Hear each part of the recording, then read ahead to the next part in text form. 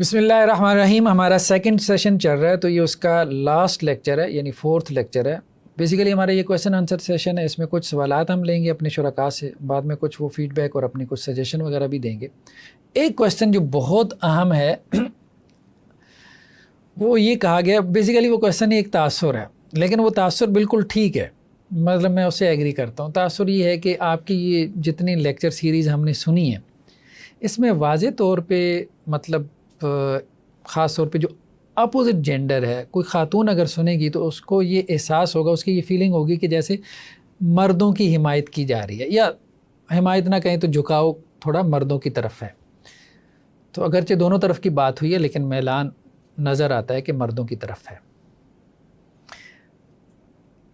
اچھا، چونکہ میں فیس بک پہ لکھتا ہوں ریگولرلی تقریباً 8-9 سال سے، تو اور جب ان میٹر کے اوپر یہ جو خاص طور پہ ازدواجی زندگی سے متعلق لکھتا ہوں، عام طور پہ خواتین اس کی شکایت کرتی ہیں کہ آپ کی تحریر میں ٹھیک ہے دوسری طرف کی بھی بات ہوتی ہے لیکن جھکاؤ ہوتا ہے مردوں کی طرف. تو میں اس میں یہی بات کرتا ہوں کہ اللہ نے مجھے مرد بنایا ہے، مرد پیدا کیا ہے، اور ایک مرد سے یہ توقع آپ کیسے کر سکتی ہیں کہ وہ عورت کے ذہن سے سوچ کے گفتگو کرے گا؟ ممکن نہیں ہے نا، اس کا وہ سٹرکچر نہیں. تو اللہ نے جیسے اس کو ڈیزائن کیا ہے تو وہ جتنا ان بائسڈ مرضی ہو جائے، جتنا مرضی اپنے آپ کو معتدل کر لے، لیکن اس کے اندر سے مردانگی تو نہیں نا نکال سکتے. جیسے ایک عورت اگر گفتگو کرے گی تو عورت بن کے کرے گی، کتنا مرد بن کے کر لے گی؟ ممکن نہیں ہے. تو یہ ایک مجبوری ہے، یہ رہ جائے گا اور اس سے ایگری کرنا چاہیے، اس کو ہم ختم نہیں کر سکتے.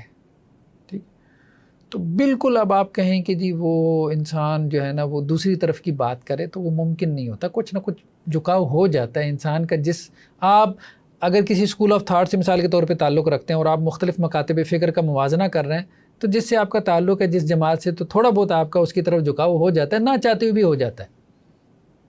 ٹھیک، تو وہ میرے خیال میں ایک فطری بات ہے، تو اس کو برداشت کرنا چاہیے. پھر یہی ہے. اچھا جی، سیکنڈ کویشچن یہ ہے کہ کوئی خاتون جو ہے اگر نکاح میں یہ شرط رکھوا دیں کہ انہیں کبھی خاوند جو ہے وہ طلاق نہیں دے سکتا. دیکھیں، نکاح میں شرطیں رکھی جا سکتی ہیں، کوئی حرج نہیں ہے.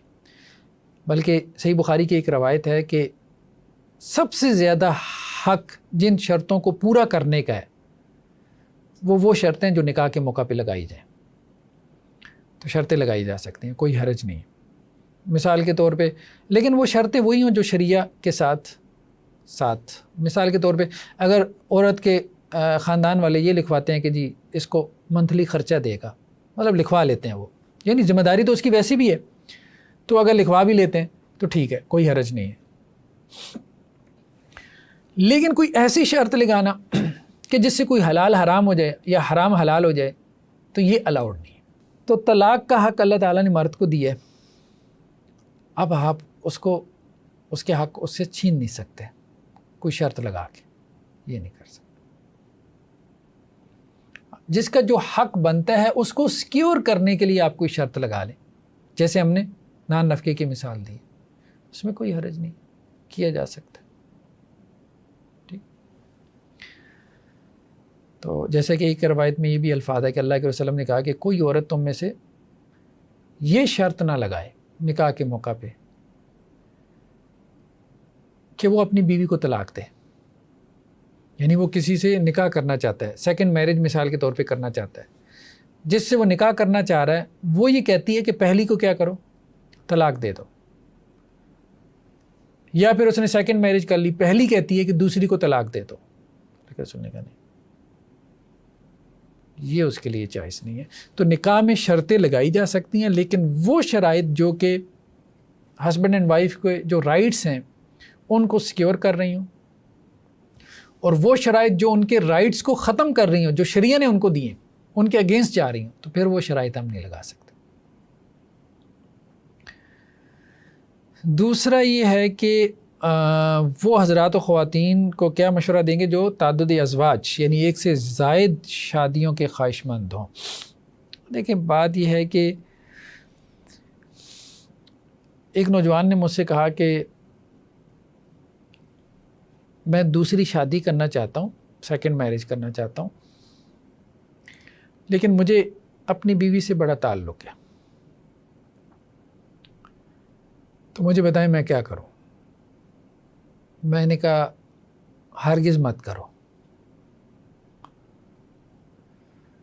پھر کہنے لگا کہ کیا آپ دوسری شادی کے حق میں نہیں ہیں؟ میں نے کہا بالکل ہوں، بہت زیادہ ہوں، تو پھر آپ مجھے کیوں منع کر رہے ہیں؟ میں نے کہا یہ جو بات ہے نا، یہ پوچھنے والی نہیں ہے، یہ کرنے والی بات ہے۔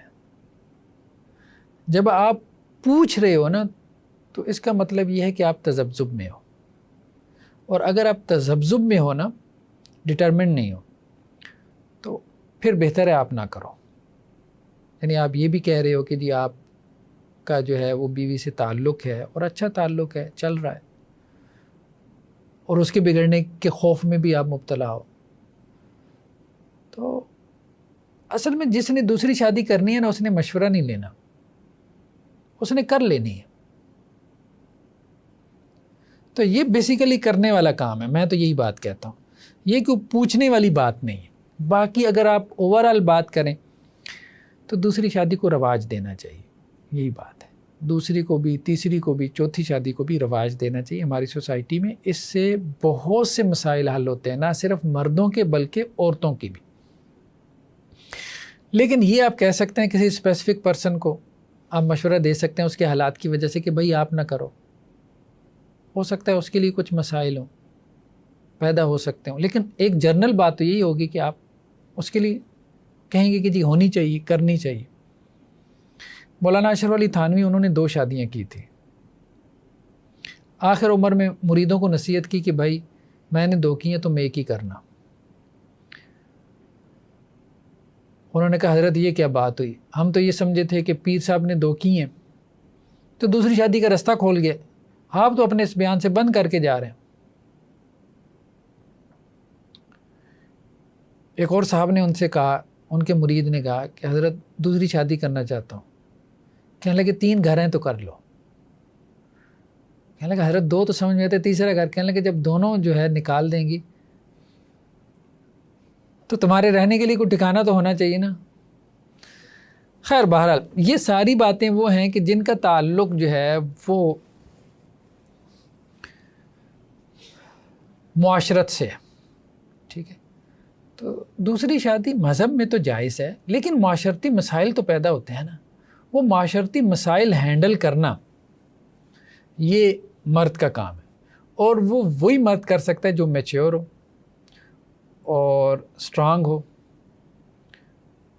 اور سمجھدار ہو، ٹھیک۔ تو اگر میچیور ہے، اسٹرانگ ہے، سمجھدار ہے، ہم نے ایک اور بات کہی تھی اچھا لسنر ہے، تو ہاں ایک اور بات یہ بھی ہے کہ خرچ کر سکتا ہو بیوی کے اوپر، تبھی تو ٹھہرے گی نا، ورنہ نہیں ٹھہرے گی۔ آپ دوسری، تیسری، چوتھی شادی بھی کر لیں، اگر آپ نے اپنی بیوی کو اچھے سٹیٹس میں رکھا ہے کبھی چھوڑ کے نہیں جائے گی، صرف دھمکیاں لگائے گی، صحیح بات ہے، مانی ہوئی بات ہے۔ جب وہ 2 کنال کے گھر میں بیٹھی ہوگی نا، 4 لاکھ اس کو منتھلی مل رہا ہوگا، اور لیٹسٹ ماڈل کی گاڑی آپ نے اس کو لے کے دی ہوگی، بھلے چوتھی شادی کریں، کہاں جائے گی وہ؟ بندہ بہت کیلکولیٹڈ ہے، وہ اپنی جگہ بہت کیلکولیشن کر کے بیٹھی ہوتی ہے۔ تو بات یہ ہے کہ وہ وہاں جاتی ہے آپ کو چھوڑ کے، جب اس کو پتہ ہوتا ہے کہ یہاں اب کچھ نہیں مل رہا، پہلے اس کی 50,000 تنخواہ ہے، اس میں بھی 25 دوسری نے لے لینی ہے، مجھے کیا ملے گا؟ 25 سے زیادہ تو میں خود کما لوں گی۔ تو جب وہ یہ کیلکولیشن کرے گی پھر چلی جائے گی۔ تو یہ اصل میں معاملہ ہے کہ عام طور پہ ہمارے یہاں جو بیویاں کہتی ہیں نا کہ جی دوسری شادی کرو گے تو میں چھوڑ کے چلی جاؤں گی، تو وہ چھوڑ کے اسی وقت جا سکتی ہے جب اس کی کیلکولیشن صحیح ہو۔ تو آپ بھی کیلکولیشن کر کے رکھیں جس طرح اس نے کر کے رکھی ہوئی ہے، تو دیکھ لیں کہ بھئی آپ کا کیا سٹیٹس ہے، آپ کی صورتحال کیا ہے، اور اس کے پاس کیا کچھ ہے۔ تو جب اس کو آپ سے کچھ مل رہا ہوگا جو اس کو آپ سے سپریشن کے بعد نہیں ملنا، تو کبھی چھوڑ کے نہیں جائے گی۔ کوئی لاجیکل آدمی ایسا ڈیسیژن نہیں لے گا۔ ہم نے کہا عورت کا زیادہ مسئلہ مال ہوتا ہے، وہ مال میں شراکت کو برداشت نہیں کرتی۔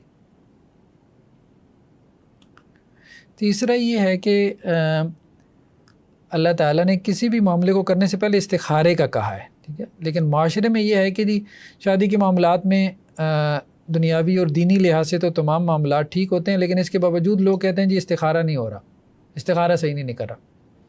نہیں، استخارے کا مطلب ہے اللہ سے خیر طلب کرنا، ایک ہے مشورہ، ایک ہے خیر طلب کرنا، یعنی اللہ تعالیٰ میں نے یہ فیصلہ کر لیا ہے، اس میں اب خیر ڈال دے، یہ بھی ایک دیکھنے کا مطلب گراؤنڈ ریالٹیز بھی یہ رشتہ مجھے اچھا لگ رہا ہے، اب اس میں اب خیر ڈال دے۔ ایک استخارے کا مقصد یہ بھی ہے، تو اور ایک یہ ہے کہ اللہ سے آپ مشورہ کریں۔ تو مشورہ کرنے میں بھی ہم نے کہا کہ بابا جی آ کے نہیں بتائیں گے، یا استخارہ صحیح نہیں آ رہا، کوئی خواب نظر نہیں آ رہا، بس ٹھیک ہے، آپ نے استخارہ کر لیا، اب آپ کو سمجھ آ رہی ہے، کیلکولیشن آپ نے کر لی ہے، تو اب اس کے مطابق جو ہے وہ معاملہ چلائیں جیسے آپ نے کیلکولیشن کی ہے۔ جی ایک کویسچن یہ ہے کہ شوہر کہتا ہے کہ میں نے سیکنڈ میرج کرنی ہے، اور بیوی کہتی ہے کہ میں تمہیں چھوڑ کے چلی جاؤں گی۔ ویسے میں نے اپنی بیوی کو کبھی نہیں کہا کہ میں نے سیکنڈ میرج کرنی ہے، لیکن وہ بھی مجھے یہ ضرور کہتی ہے کہ اگر تم نے سوچا بھی تو تمہیں ملنی تو ایک ہی ہے۔ خیر بہرحال ہمارے ہاں ویسے یہ جو سیکنڈ میرج کا مسئلہ ہے نا سب کانٹیننٹ میں، یہ عورتوں کا زیادہ ایشو ہے، عرب ورلڈ میں نہیں ہے۔ میں نے آپ کو بتایا یہ کہنا کہ جی شوہر میں شراکت برداشت نہیں کر سکتی، یہ صرف برصغیر کی عورتوں کا مسئلہ ہے۔ اصلاً پیچھے مسئلہ مال میں شراکت ہے۔ وہ جو حدیث میں نے ابھی آپ کو سنائی ہے نا، اس حدیث میں بھی یہ الفاظ ہیں کہ کوئی عورت اپنی بہن کے لیے یعنی اپنی سوکن کے لیے اپنے شوہر سے طلاق کا مطالبہ نہ کرے تاکہ اس کے حصے کا رزق اس کو نہ چلا جائے، یعنی وہ رزق تقسیم نہ ہو جائے، اس کے پیالے کا کھانا اس کے پیالے میں نہ چلا جائے۔ بیسیکلی اب آپ دیکھیں عرب ورلڈ میں اصل مسئلہ کیا ہے، 4 شادیاں کرتے ہیں، 3 عام رواج ہے، آج بھی عام رواج ہے عربوں میں، 1 سے زیادہ شادی۔ کیا وجہ ہے؟ محلات میں بیٹھی ہیں، ان کو کیا ہے، دولت کی ریل پیل ہے، ملازم ہیں گھر میں، کھانا پکانے والے، بس صرف شاپنگ کرتی ہیں، پیسہ اڑاتی ہیں،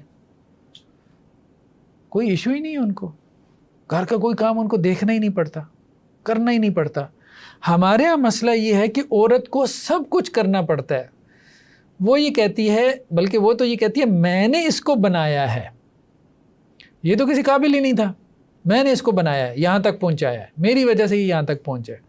اب جب یہ کچھ بن گیا تو اب کہتا ہے میں دوسری کرتا ہوں، اصل میں پیچھے۔ تو ہمارے ہاں کی عورت نہ ایک وجہ یہ بھی ہے، یہ بات ٹھیک ہے کہ اس کی قربانی زیادہ ہے، ہمارے ہاں کی عورت میں ایثار اور قربانی زیادہ ہے، عرب عورت اتنی قربانی نہیں دیتی، اس لیے وہ سیکنڈ برداشت کر لیتی ہے۔ تو ہمارے ہاں جب عورت زیادہ قربانی دیتی ہے نا تو پھر آپ کہہ سکتے ہیں کہ ایک فیکٹر پیدا ہو جاتا ہے، طبعاً فیکٹر تو مال کی محبت کا ہے، پھر یہ ایک فیکٹر اس قربانی کی وجہ سے پیدا ہو جاتا ہے، وہ کہتی ہے میں اپنے شوہر میں شراکت برداشت نہیں کرتی، یعنی میں نے ساری قربانیاں دی ہیں، اب اس قربانیوں کی وجہ سے میری محنت سے یہ سب کچھ حاصل ہوا ہے، اب جو کچھ حاصل ہوا ہے وہ شوہر کا سوشل سٹیٹس ہے یا اس کی مال و دولت ہے یا کچھ بھی ہے، اب اس میں ایک دوسری عورت آ کے انجوائے کرے تو یہ مجھ سے برداشت نہیں ہوگا۔ تو یہ بات اس کی کسی حد تک ٹھیک ہے اگر اس نے شوہر کو بنانے میں کچھ اس کا کردار ہے، اگر نہیں ہے، شوہر پہلے سے ہی فائنینشلی سٹرانگ تھا، مضبوط فیملی سے تعلق رکھتا تھا، تو پھر میرے خیال میں یہ ایک ڈراوا دھمکاوا ہے، ساری عورتیں اس طرح سے کرتی ہیں، ٹھیک ہے۔ تو میں نے وہی بات کہی کہ اگر عورت کو کچھ مل رہا ہو تو اس نے کہاں جانا ہے، کہیں نہیں جانا۔